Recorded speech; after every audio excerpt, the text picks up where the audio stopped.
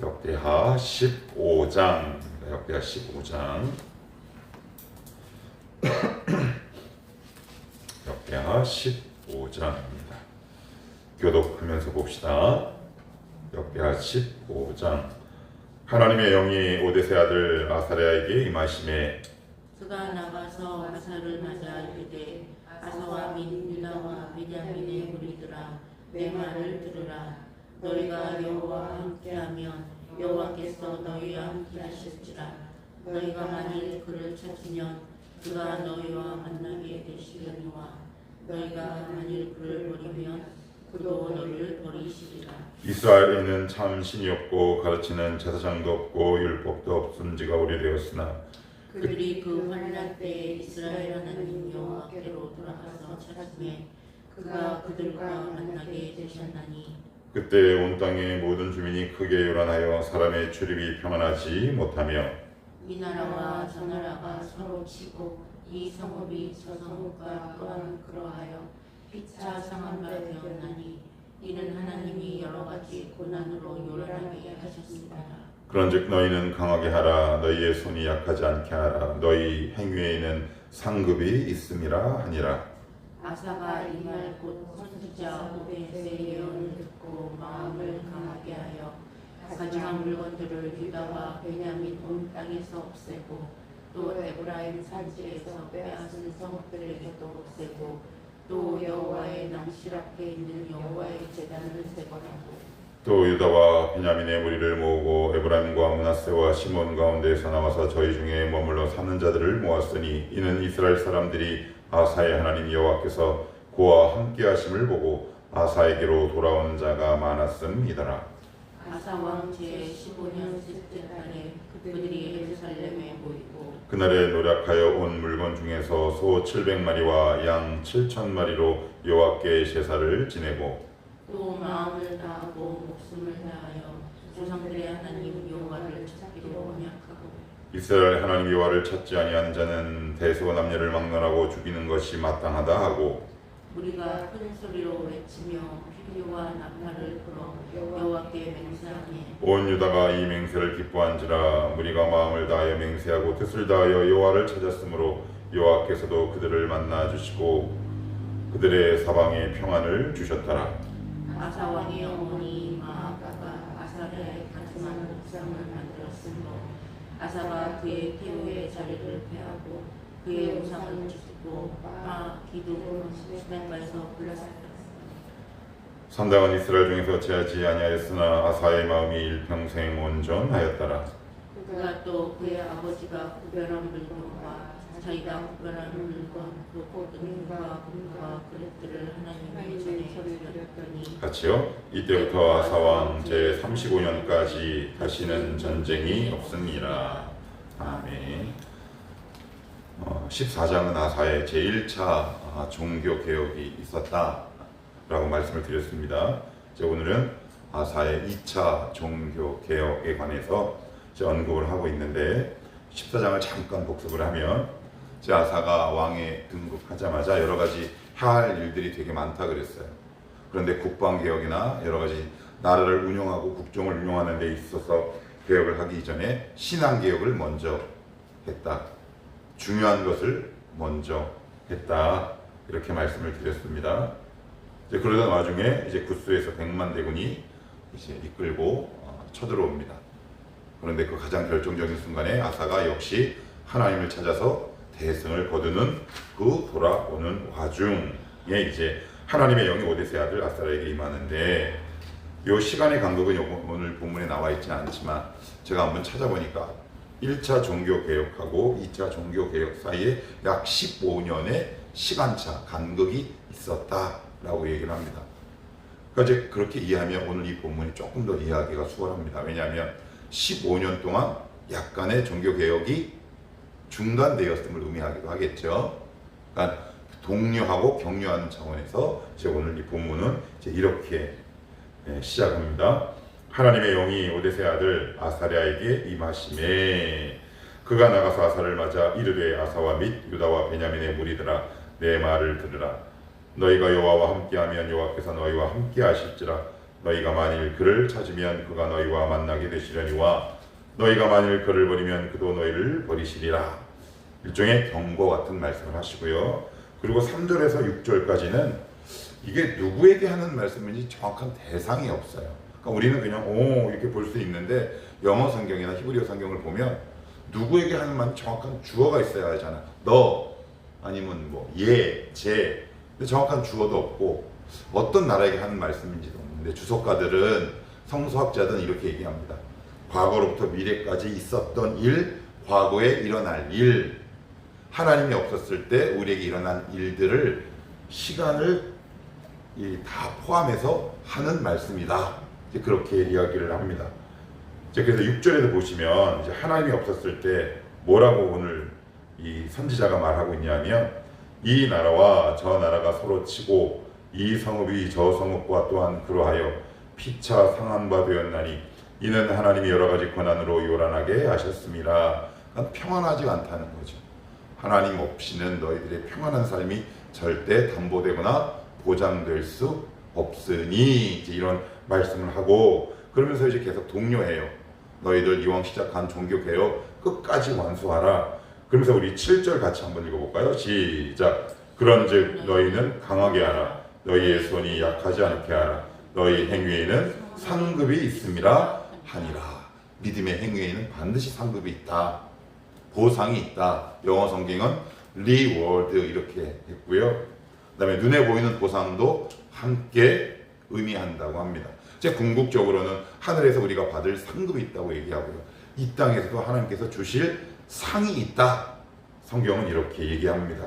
물론 종교개혁하는 것 자체가 복이고 은혜이긴 하지만 하나님은 우리의 연약함을 아시잖아요. 그래서 그를 좀 더 독려하고 격려하고 힘을 북돋우기 위해 오늘 이 선지자를 통해서 남유다 공동체에게 이렇게 말씀하고 있는 거예요. 왜 우리가 그런 거 있잖아요. 왜 15년에 간극이 있었다 그랬죠. 왜 어떤 선한 일이고 거룩한 일이고 하다 보면 야 이거 언제까지 해야 되나? 이거 언제까지 기도해야 하나? 이런 마음 들 때가 있어요. 사람이라 그래요. 사람이라. 그런데 오늘 주님이 이제 이렇게 말씀하시죠. 너 중단하지 마라. 네 행위에는 반드시 상급이 있다. 보상이 있으니 이왕 시작한 기도, 이왕 시작한 개혁, 이왕 시작한 믿음의 생활에 있어서 중단 없이 끝까지 가라. 그러면서 오늘 이렇게 얘기하죠. 7절에 마음 강하게 하라. 너희 손이 약하지 않게 하라. 여기서 강하게 하라라는 것은 무엇을 강하게 하라라는 말일까요? 마음을 강하게 하라. 우리 어제도 주일 설교에서 살펴봤지만 그들은 마음을 굳게 하고 이게 바로 그 맥락과 통하는 말씀이거든요. 그러니까 마음을 강하게 하고 믿음의 행위에는 반드시 상이 있으니 더 이상 중단하지 말고 이 믿음의 행위를 중단 없이 끝까지 하라. 성경은 우리에게 이렇게 재촉하기도 하고요. 독려하기도 합니다. 정말 그래요. 어떤 기도의 제목을 붙들고 아니면 어떤 상황을 두고 우리가 기도할 때 어느 시간이 지났는데 내 예상과 달리 이 시간과 이 지점이면 되지 않을까. 내 나름대로 카운트되는 내 믿음의 시간과 지점들이 있어요. 아 이제 그만해야 되나? 라고 우리가 마음 이렇게 먹고 있을 때 하나님은 오늘 이렇게 말씀합니다. 중단하지 말고 마음을 강하게 먹고 너희의 행위에는 상급이 있으니 중단하지 마라. 우리 기억하시는 거예요. 믿음의 행위에는 상이 있다. 상급이 있다. 자, 그럼 두 번째, 자 우리 9절도 한번 볼까요? 9절 시작. 또 유다와 베냐민의 무리를 모으고 에브라임과 므낫세와 시몬 가운데에서 나와서 저희 중에 머물러 사는지를 보았으니 이는 이스라엘 사람들이 아사의 하나님 여호와께서 그와 함께 하심을 보고 아사에게로 돌아오는 자가 많았음이라. 그래요. 자 여기 보시면 에브라임, 므낫세, 시몬은 어디 지파예요? 북이스라엘이에요. 그런데 우리식으로 얘기하면 38선을 뚫은 거죠. 약간의 차이가 있겠지만 북에서 남으로 세 개의 지파 가운데 1군의 무리들이 아사에게 역사하시는 하나님을 보고 그들이 떠났어요. 여러분, 떠난다는 것은 우리 어제 봤지요. 고향을 등지고 익숙한 것을 떠나는 거예요. 그죠? 익숙한 들, 산, 사람, 환경, 집, 문화, 음식. 그런데 여기서 이렇게 표현합니다. 7절 후반절에 9절 후반절에 보시면 아사의 하나님 여호와께서 그와 함께 하심을 보고 아사에게로, 누구에게로? 아사에게로. 이게 무슨 이야기일까요? 믿음에는 구심력이 있어요. 무슨 얘기냐? 원심력은 뭐예요? 안쪽에서 바깥으로 나가는 힘. 구심력은요, 바깥에서 안으로 들어오는 힘. 내가 믿음과 신앙의 중심을 딱 지키고 있었을 때 사람들이 나를 향해 이렇게 오기 시작하는 거예요. 쫓아다니지 않은 거예요. 여러분, 물질도 똑같은 거 아세요? 물질은 쫓아가는 게 아니에요. 오게 만들어야 해요. 그것이 크리스찬의 특권이에요. 왜 많은 사람들이 쫓아다니는 삶을 살잖아요. 그게 왜 그래요? 믿음의 원심력 때문에 그래요. 쫓아가는 거예요. 자꾸 바깥으로 나가죠. 근데 우리는 어떻게 해요? 구심력으로 살자. 하나님, 저에게 말씀이 있습니다. 하나님의 은혜가 있습니다. 그럴 때 하나님은 사람도 모아주시고 때로는 사람만 모아주실까요? 일거리도 모아주시고 때로는 물질도 나를 향해 오게 한다. 믿음에는 어떤 힘이 있다? 구심력이 있다. 그래서 창세기 12장에 아브라함에게 하신 말씀이 있잖아요. 너는 복이 될지라. 제가 성경 공부에도 여러 차례 말씀드렸다시피 복이란 어떤 의미를 담고 있다 그랬나요? 무언가를 끌어당기는 거죠. 내가 복인데 또 다른 복을 찾아갈 이유가 없다 그랬어요. 그러니 또 지나가던 복이 나에게 이렇게 오는 거죠. 그래서 제가 이런 비유를 예전에 들었던 기억이 지금도 납니다. 여러분들은 만약에 어디를 놀러 갔어요. 그런데 두 개의 맛집이 있는데 하나는 줄을 안 서고 한 집은 흔히 말하는 웨이팅, 이렇게 줄을 쫙 섰으면 어느 쪽에 가고 싶으세요?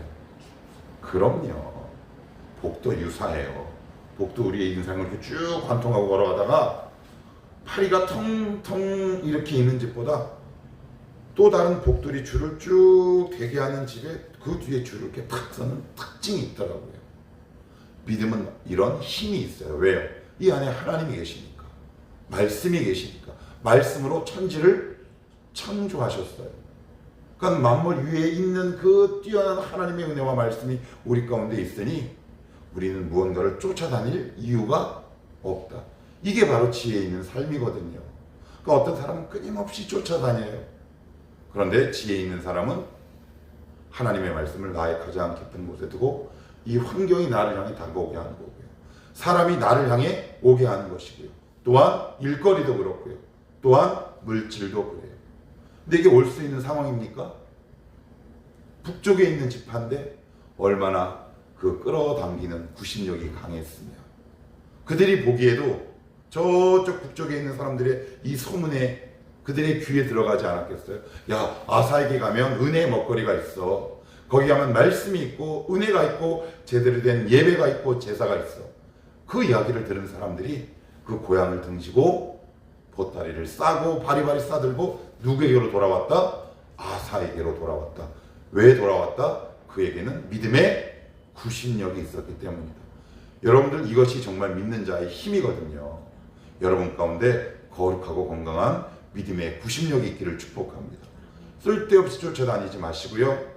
오늘 하나님 은혜를 여러분 가운데 두시며 살아가십시오. 그럴 때 멀리 있던 누군가가 아니면 저 멀리 있던 재물이 그 저쪽 이것이 나에게 올 건가 예상할 수 없었잖아요. 그런 것들이 나를 향해 오는 그 힘은 바로 믿음에 있었다. 그래서 9절에 이렇게 했잖아요. 이 아사의 하나님 여호와께서 뭐요? 그와 함께 하심을 보고, 그죠? 보고 아, 저 사람 믿음이 있구나. 하나님의 은혜가 있구나. 저 사람이 하나님과 함께 하는구나. 이걸 보고 아사에게로 돌아오고 모아지기 시작했다. 우리 기억합시다. 믿음에는 영적 구심력이 있어요. 그럼 반대로 믿음이 없으면 어떻게 될까요? 원심력이 작용해요. 다 바깥으로 나갑니다. 시간도 나가고 물질도 나가고 사람도 나갑니다. 이게 제가 이제 부목사 시절이나 아니면 전임문사 시절에 제가 이제 구역을 담당하다 보면 어떤 분이 가기만 하면 그 구역을 말아먹는 사람이 있어요. 왜 그래요? 영적 구심력이 아니라 원심력이에요. 믿음이 없습니다. 하나님이 그 안에 없으니까. 오직 나만 있으니까 그 사람 곁에 그 누구도 남아있지 않아요. 그런데 어떤 사람이 그 구역에 탁 들어가면 비록 시간이 걸리지만 사람들이 이렇게 모여요. 왜 그래요? 왜 그래요? 그런 사람들 있어요, 없어요? 있습니다. 우리 그들을 반면교사 혹은 진면교사 삼아서 여러분은 정말 누군가를 은혜의 자성으로 빨아들이고 때로는 물질도 그렇게 지혜로운 삶을 살아내시길 축복하고요. 자, 우리 16절도 한번 봅시다. 16절. 자, 시작. 아사 왕의 어머니 마아가가 아사라의 가증한 목상을 만들었으므로 아사가 그의 태우의 자리를 패하고 그의 우상을 찍고 바 기드론 시내가에 불을 살랐으니, 여기 보시면 아사의 어머니 마아가라고 되어 있는데 여기서 어머니란 말은 할머니를 뜻하기도 해요. 그래서 그 문맥에 맞게 해석을 해야 돼요. 그러니까 단어가 같다라는 의미예요. 그래서 헷갈리잖아요. 근데 이게 누구냐면 아사 왕 이전에 누구예요? 한번 볼게요. 르호보암. 그 다음 누구예요? 아비야. 그 다음 아사. 아비야의 엄마예요. 그러니까 즉 아사의 할머니. 근데 이 사람이 누구냐? 압살롬의 딸이에요. 그럼 압살롬은 누구의 아들입니까? 다윗. 다윗의 족통에 있는 그 할머니를 그 왕후의 자리에서 폐위시켜버리는 것이 웬만한 용기 같으면 가당하긴 하겠습니까? 다른 지파도 아니고 유다 지파 가운데서도 누구요? 다윗의 직계 족속이란 말이에요. 여러분, 이거 패할 수 있겠습니까? 어렵습니다. 어려워요. 더군다나 요 마아가는 아비야가 어렸을 때부터 일종의 수렴 청정을 잠시 동안이나마 했던 사람이에요. 어릴 때 이 아비야가 국정 운영을 하는데 도와줬단 말이에요. 그러면 이 그 안에 얼마나 이 마아가의 세력과 힘이 득세했겠습니까? 그죠? 근데 그가 우상을 탁 만들어요. 그런데 아사는 그 우상을 패하고 태우의 위에서 패해버립니다. 여러분, 믿음은 용기예요. 믿음은 결기거든요. 우리 주님께서 십자가에 달리실 때 굉장히 두려워하셨어요. 정말 용기 있지 않으면 십자가에 달리기 어렵습니다. 여러분, 요단강을 건너야 합니다. 용기 없으면 건널 수 없습니다. 그래서 믿음은 용기입니다.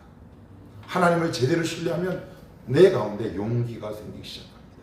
그래, 여러분 같으면 이게 우상도 없애는 것도 어렵지만 태우의 그 자리에서 패하는 것이 쉬운 일이겠습니까? 내가 이것을 피하면 혹시 나의 왕의 자리가 흔들리지 않을까? 혹시 그를 신뢰하고 따랐던 수많은 대소신료들이 혹시 반란을 일으키지 않을까? 이런 걱정 왜 안 했겠습니까? 그도 사람인데. 그렇지만 우상도 찌고 기드론 시내가에 가서 불태워볼 뿐만 아니라 더 중요한 건 이 우상이 중요해요? 우상을 세운 사람이 중요해요? 세운 사람. 죄의 뿌리를 잘라버립니다. 원래 죄는 뿌리를 자르는 겁니다. 믿음은 용기와 더불어 죄의 뿌리를 자르는 것이다. 그래서 잡초는 어떻게 해야 돼요? 자르는 것이 아니라 뽑는 거예요. 시골 가면 저희 장모님 살아계실 때 잡초 뽑으시더라고요. 믿음은 용기인 동시에 믿음은 죄의 흔적을 통째로 뽑아내는 것이다. 그래야 후환이 없다. 자, 마지막으로 19절 한번 읽어봅시다. 시작. 이때부터 아사왕 제35년까지 다시는 전쟁이 없으니. 자, 10절도 한번 읽어봐요. 10절 시작. 아사왕 15년. 19절에는 35년. 그 몇 년 동안 전쟁이 없었던 거예요? 20년 동안. 20년 동안 전쟁이 없었다는 얘기는 무슨 얘기예요? 평안했다라는 이야기입니다. 전쟁이 없었다라는 얘기는 더 중요한 의미를 담고 있어요. 전쟁은 뭐예요? 한 나라의 모든 국력을 집중하는 거예요. 정치, 경제, 문화, 사회 모든 힘을 다 동원하는 거예요. 그러면 모든 에너지가 어디에 들어갑니까? 전쟁에 들어가죠. 쓸데없이 소모되어야 할 힘을 하나님이 낭비하지 않게 우리를 지켜주셨다라는 얘기예요. 우리가 하나님께 집중하고 믿음의 삶을 살면 우리가 굳이 힘써도 되지 않을 부분을 하나님께서 알아서 책임져 주세요. 물론 우리가 감당해야 될 몫은 있긴 하지요. 그렇지만 그 외에도 물질, 때로는 건강, 인간관계, 여러분 한번 잘 살펴보십시오. 내가 믿음의 자리에서 이탈하면 어떤 사람과의 관계가 어긋나죠. 그럼 그 사람과의 관계를 다시 회복하기 위해 얼마나 많은 에너지가 소모가 돼요, 안 돼요? 됩니다. 그런데 내가 오늘도 말씀 가운데 나를 살펴보고 하나님 가운데 저 사람과 나 사이에 그 간극을, 그 거리를 말씀으로 조절하는 지혜가 내 가운데 있다면 그 사람과의 관계가 어긋날 확률이 훨씬 적지 않겠습니까? 그러니 그와의 관계를 회복하는 데 그 쓰는 시간이 훨씬 절약되거나 그 소모되는 것을 막을 수 있겠지요. 이건 눈에 보이는 것뿐만 아니라 그렇고요. 건강도 그렇고요. 그리고 물질도 역시 마찬가지. 그래서 가장 효율적인 인생살이는 하나님께 집중하는 믿음의 삶이다. 성경은 지금 일관되게 창세기부터 그 말씀을 우리에게 하고 있어요. 그것을 빠른 시일 안에 깨달은 사람은 훨씬 낭비되는 시간을 줄일 수 있다. 여러분들은 지금 이후로 낭비되거나 소모되는 시간과 에너지를 줄이게 되기를 축복합니다. 하나님이 나의 산성되어 주시고 하나님이 나의 국방력이 되어 주셔서 쓸데없이 낭비되는 내 인생의 물질, 내 인생의 시간, 내 인생의 인간관계를 하나님이 해결하여 주시옵소서. 아니 그렇게 될 수밖에 없어요. 뭐 긴 말할 것도 없어요. 내가 하나님 앞에 오늘도 바르게 서 있기를 내가 몸부림치며 살아가면 그 은혜가 사람과의 관계가, 여러분 은혜가 있는데 사람과 불화할 수 있겠습니까? 그 말씀이 그 심령 속에 살아 꿈틀거리는데 재물을 엉뚱한 곳에 사용할 수 있겠습니까? 그 사람이 시간을 함부로 낭비할 수 있겠습니까? 그러니 그의 인생이 규모가 있게 되는 거죠. 그런데 없는 사람은요, 믿음이 없는 사람들의 특징이 있지요. 말씀이 없는 사람들의 특징이 있지요. 대번 눈에 보입니다. 규모가 없습니다. 뭔가 이렇게 줄줄 세워나가는 게 너무 많지요. 그래서 늘 울상입니다. 늘 징징거립니다. 얼마나 안타까운지 모릅니다. 그렇게 당하고도 정신 못 차리죠. 이건 단순히 전쟁이 없었다라는 것이 아니라 국력의 소모를, 국력의 낭비를 하나님이 없게 하셨다. 그게 우리에게도 적용될 수 있는 거 아니겠습니까?